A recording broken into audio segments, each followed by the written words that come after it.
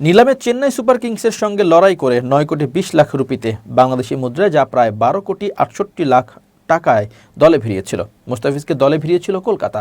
আসর শুরুর আগেই মাঠের বাইরে হস্তক্ষেপে গুরুত্বপূর্ণ এই বিদেশি খেলোয়াড়কে হারানোর এখন আর্থিক ক্ষতির মুখে দলটি। সাধারণত ইনজুরি বা খেলোয়াড় নিজে সরে দাঁড়ালে অর্থ ফেরত পাওয়া যায় না, কিন্তু মুস্তাফিজের ক্ষেত্রে বিষয়টি নিয়ন্ত্রণের বাইরের পরিস্থিতি হিসেবে বিবেচিত হচ্ছে।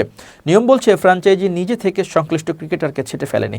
বিসিসিআই সরকারিভাবে হস্তক্ষেপ করে নির্দেশ দিয়েছে মুস্তাফিজকে আইপিএল থেকে বাদ দেওয়ার জন্য, কারণ এমন এক পরিস্থিতি তৈরি হয়েছে যেটা কেকেআর বা মুস্তাফিজুরের হাতে নেই। এই ক্ষেত্রে কেকেআর অর্থ দিতে বা চুক্তির শর্ত পূরণে বাধ্য নয়।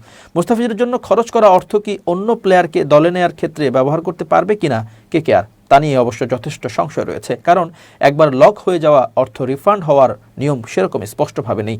যদিও বোর্ড সচিব দেবজিৎ সাইকিয়া জানিয়েছেন কেকেআর ফিজের বিকল্প ক্রিকেটার নিতে পারে, কিন্তু মুস্তাফিজুরের জন্য ব্যয় করা অর্থ কেকেআর ফেরত পাবে কিনা সে নিয়ে কিছু বলেনি তিনি।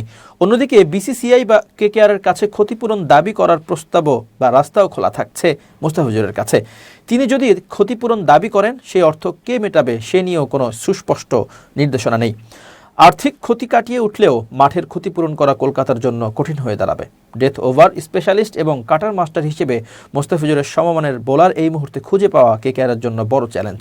বিশেষ করে নিলাম পরবর্তী সময়ে মানসম্পন্ন বিদেশি পেসারের সংখ্যা সীমিত হওয়ায় ফ্র্যাঞ্চাইজিটি চাপে রয়েছে।